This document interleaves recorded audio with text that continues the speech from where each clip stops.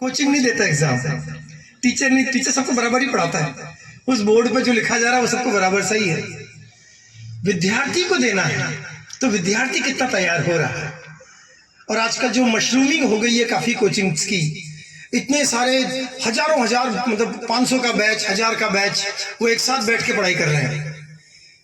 उस समय भी आपको याद रखना है कि आप कितने तैयार हो रहे हो। कोई भी कोचिंग अच्छा या बुरा नहीं होता, मटेरियल लगभग सबका बराबर सही है और सारा सिलेबस के हिसाब से चलना है तो सिलेबस में जो कुछ लिखा हो तो पढ़ना ही पढ़ना है।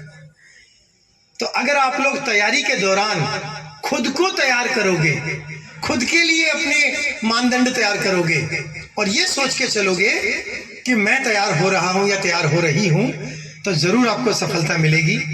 मैं आज के इस दिन जो बच्चे इस कोचिंग में आए उनको मेरी अग्रिम शुभकामनाएं। ये मान के चलना कि ये सफर का एक पड़ाव होगा, बनने के बाद जिम्मेदारियां और बढ़ जाएंगी। जब टेबल के उधर से टेबल के इधर आ जाओगे ना, तब हर दिन परीक्षा है, हर फाइल परीक्षा है, हर व्यक्ति आपके एग्जाम लेने आया है। तो ये जो एग्जाम पास करके अपन कुछ बन जाते हैं वो अंतिम नहीं है, वो शुरुआत है। और हजारों लाखों बच्चे एग्जाम में बैठ रहे हैं, उसमें से कुछ परसेंटेज ही पास होगा। तो सफलता जितना सिखाएगी उससे ज्यादा असफलता सिखाएगी। ये तो मान के चलो 1-2% तो सफल हो गए ना भाई। उन 1-2% में जगह बनाने के लिए ये जो प्रोसेस है, उस प्रोसेस में आपका हाथ पकड़ने के लिए, आपकी उंगली पकड़ने के लिए, आपको आगे ले जाने के लिए ये कोचिंग साथ और आपके गुरुजी साथ आते हैं। वो आपको बताते हैं कि आपको इस तरीके से तैयारी करनी है, आपको ऐसे पढ़ना है। आपको अगर समझ में नहीं आ रहा तो वो इन चीजों पर ध्यान देना है, पर करना तो आपको ही है। आपको ही अपना पूरी तैयारी करनी है। एग्जामिनेशन हॉल में कोई कोचिंग थोड़ी जाएगा, तो आप ही जाओगे। कोई दूसरा आपका हाथ थोड़ी पकड़ के वहां पे ऑप्शंस पर टिक करवाएगा, वो तो आप ही करोगे।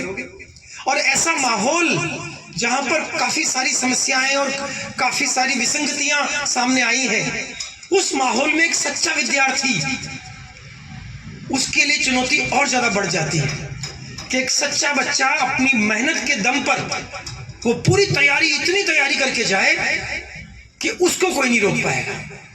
हमारे जमाने में हम कहा करते थे कि अगर एक सीट भी है सिंगल तो भी मेरी है, कम से कम एक भी है तो भी मुझे मिलेगी।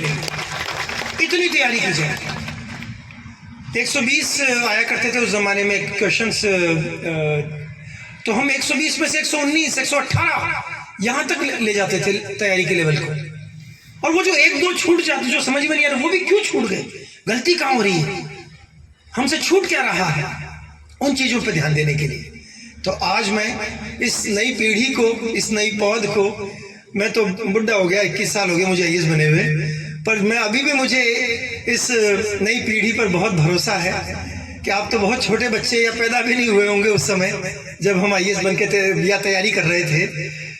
तो आज सन 2000 के आसपास मैं भी उसी तरफ बैठा था। तो जो बच्चे सन 2000 के बाद में पैदा हुए हैं तो वो नए जनजी के सदस्य हैं।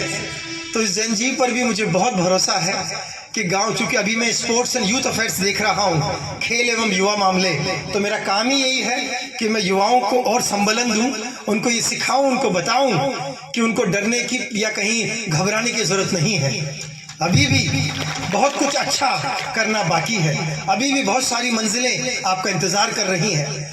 आप शिक्षक बने, आप थानेदार बने, आरएएस बने, आईएएस बने, कुछ भी बने, हमेशा एक बात याद रखना कि जब टेबल के उधर बैठे थे, जो वादे, जो सपने आपने उधर बैठ के देखे थे, जो खुद से वादा किया था कि जब मैं बन जाऊंगा या बन जाऊंगी तब मैं ये करके दिखाऊंगा या तब मैं ये करके दिखाऊंगी, वो उसको मत भूल जाना। उसको हमेशा याद रखना कि आपको